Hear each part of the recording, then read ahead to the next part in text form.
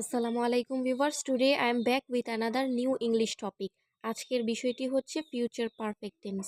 গত ক্লাসে আমরা আলোচনা করেছি ফিউচার কন্টিনিউয়াস, এই ক্লাসে ফিউচার পারফেক্ট নিয়ে আলোচনা করব। তো চলুন দেরি না করে শুরু করা যাক। প্রথমে আমরা ডেফিনেশনটা ভালো করে বুঝে নেওয়ার চেষ্টা করি। আমাদের ক্লাসটা সংক্ষিপ্ত করার জন্য আমরা আগে থেকেই সব কিছু নোট করে নিয়েছি যাতে করে আপনাদের বোঝার সুবিধা হয়। তো চলুন শুরু করা যাক আজকে ফিউচার পারফেক্ট টেন্সের ক্লাসটি। ভবিষ্যৎকালে কোনো নির্দিষ্ট সময় আসার আগেই কাজটি শেষ হয়ে থাকবে, সেক্ষেত্রে ফিউচার পারফেক্ট টেন্স হবে।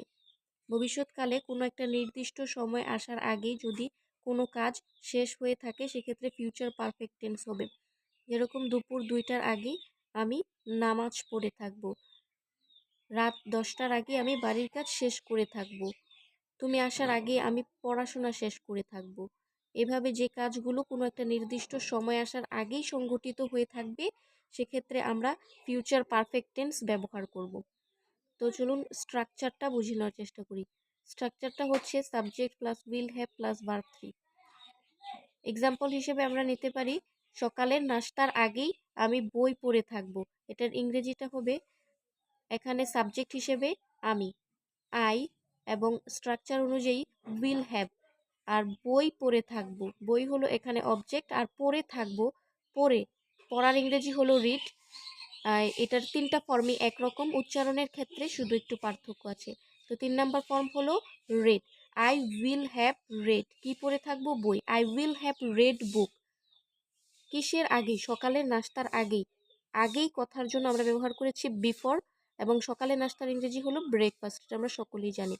তো এটার ইংরেজিটা হবে I will have read book before breakfast. সকালের নাস্তার আগেই আমি বই পড়ে থাকবো। I will have read book before breakfast. Future পারফেক্টের বেলায় অবশ্যই ভার্ব 3 আবশ্যক। এটা না দিলে আপনার সেন্টেন্স রং হবে। অবশ্যই মনে রাখবেন, প্রেজেন্ট পারফেক্ট, ফিউচার পারফেক্ট এবং পাস্ট পারফেক্ট, যত পারফেক্ট আছে সবগুলোর বেলায় ভার্ব 3 আবশ্যক, এবং প্যাসিভ সেন্টেন্সের বেলায় ভার্ব 3 আবশ্যক। এটা নোট করে নেবেন। তারপরের সেন্টেন্সটা চলুন বুঝে নেওয়া যাক। দুপুর 2টার আগেই সে নামাজ পড়ে থাকবে। সে, এখানে সাবজেক্ট হলো সে, সে এর ইংরেজি শি, স্ট্রাকচার অনুযায়ী উইল হ্যাভ, নামাজ পড়ে থাকবে, নামাজ পড়ার ইংরেজি হলো প্রে, এর 3 নম্বর ফর্ম হলো prayed. She will have prayed before 2 PM, 2টার আগে, দুপুর 2টার আগে। এই কারণে আমরা আগে এর ইংরেজি হিসেবে নিয়েছি বিফোর, আর যেহেতু এখানে দুপুর 2টা বোঝাচ্ছে এই কারণে আমরা 2 PM দিয়েছি। 12টার পরের সময়গুলো আমরা PM দিয়ে প্রকাশ করব। তাহলে দুপুর 2টার আগে সে নামাজ পড়ে থাকবে, এর ইংরেজিটা কি হবে? She will have prayed before 2 PM। আরেকটা সেন্টেন্স চলুন আমরা মেক করি এখন। সন্ধ্যার আগেই আমার মা রান্না করে থাকবে। তাহলে এখানে আমার মা, এটা হলো সাবজেক্ট, মাই মাদার, আমার মা রান্না করে থাকবে। তাহলে এখানে স্ট্রাকচার অনুযায়ী কি নিব? Will have.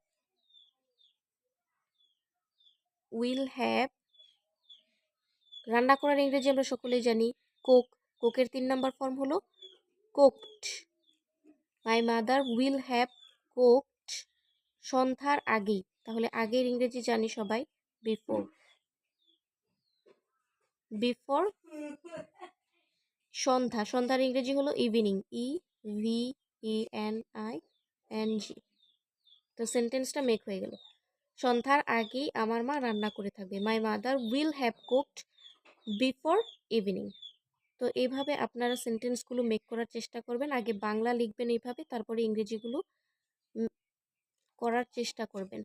এই সেন্টেন্সটা হয়তো এতক্ষণ দেখা যায়নি, আবার একটু বুঝিয়ে দিচ্ছি। সন্ধ্যার আগেই আমার মা রান্না করে থাকবে। মাই মাদার, এখানে আমার মা এর ইংরেজি হলো মাই মাদার, আর স্ট্রাকচার অনুযায়ী আমরা কি নিয়েছি? উইল হ্যাভ, আর রান্না করার ইংরেজি হলো কুক, 3 নম্বর ফর্ম হলো cooked. My mother will have cooked, কিসের আগে? সন্ধ্যার আগে। বিফোর নিলাম, তারপরে সন্ধ্যার ইংরেজি সবাই জানি evening. My mother will have cooked before evening. তো এই সেন্টেন্সগুলো, এখানে 3টা সেন্টেন্স মেক করেছি, আপনারা আরও অনেকগুলো সেন্টেন্স মেক করবেন বাসায়। এই স্ট্রাকচার ধরে ধরে আগে বাংলা লিখবেন, তারপরে ইংরেজিটা করার চেষ্টা করবেন। ইনশাল্লাহ আপনি পারবেন। তো আজকের ভিডিও এই পর্যন্তই। যদি ভিডিওটা ভালো লেগে থাকে অবশ্যই একটা সাবস্ক্রাইব করবেন, লাইক, কমেন্ট এবং শেয়ার করে দিবেন। So that's it for today. Keep reading, keep practising. See you in the next video.